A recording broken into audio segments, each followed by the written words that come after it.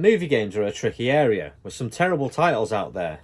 And X-Men Origins Wolverine comes under the movie category. But is it any good? Let's have a little look. You will suffer more pain than any other man could endure. Your bones will be coated in adamantium. When we're done, you'll be able to withstand anything.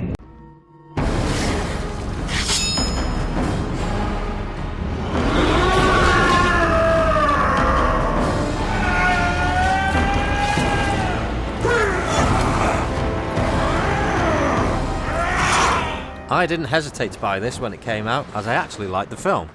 And sadly it's turning sour according to Marvel fans, but I don't think it's as bad as they say. Except the Deadpool bit, and that was just stupid. But the game took a similar path as a film, where you get angry and murder everyone in the way. You start the game with Bone Claws, fighting through the jungle, and eventually go head to head with your brother Sabretooth, then onto the adamantium process. From here you can gradually upgrade your skills and health regeneration.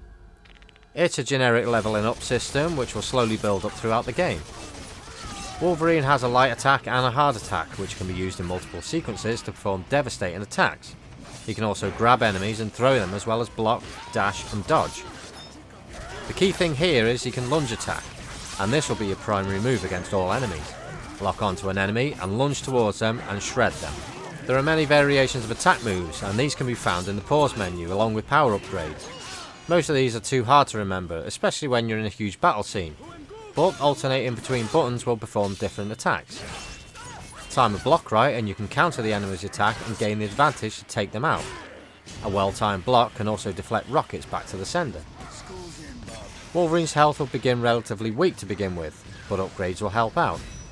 In the character options you can add skills which can increase damage or upgrade your health. Change mutagens which can award you with bonuses during combat. You can choose 3 at a time, so use one that suits your playstyle.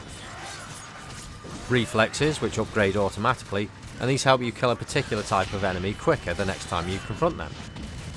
And fight moves are the list of attacks that Wolverine can perform. Although Wolverine can regenerate health, he can also be killed.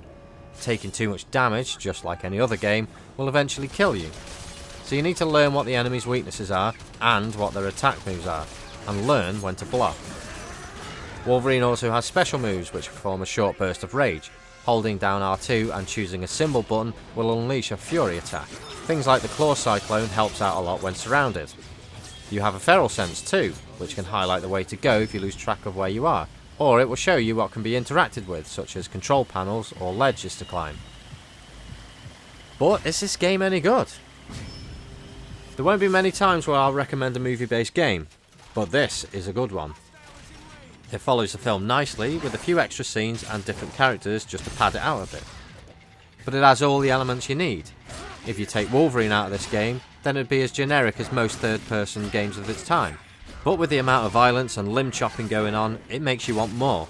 The graphics are pretty good, but show signs of age these days, but it still looks good enough. The music is good, but barely noticeable, which isn't a bad thing. And the sound effects are good too, but it can get a bit tiring hearing Wolverine spout the same one-liners over and over during battle. But the gameplay is where it's at, and it doesn't get boring. You may have to climb up to some areas or move things around, but it won't be long before you're slicing people up again. I looked at my trophies for this game, and I noticed it was in 2009 I last played. But even though it's been 15 years, I got straight back into it like it'd only been a few days. I was going to say this only costs a couple of quid to buy. It seems to have gone up in value these days. You can always buy the PlayStation 2 version, but to be honest with you, I'd rather spend the extra money and buy the PlayStation 3 version or the Xbox 360. Thanks for watching. If for some strange reason you like my videos, please consider subscribing so I don't feel so unpopular. Do you know what I mean?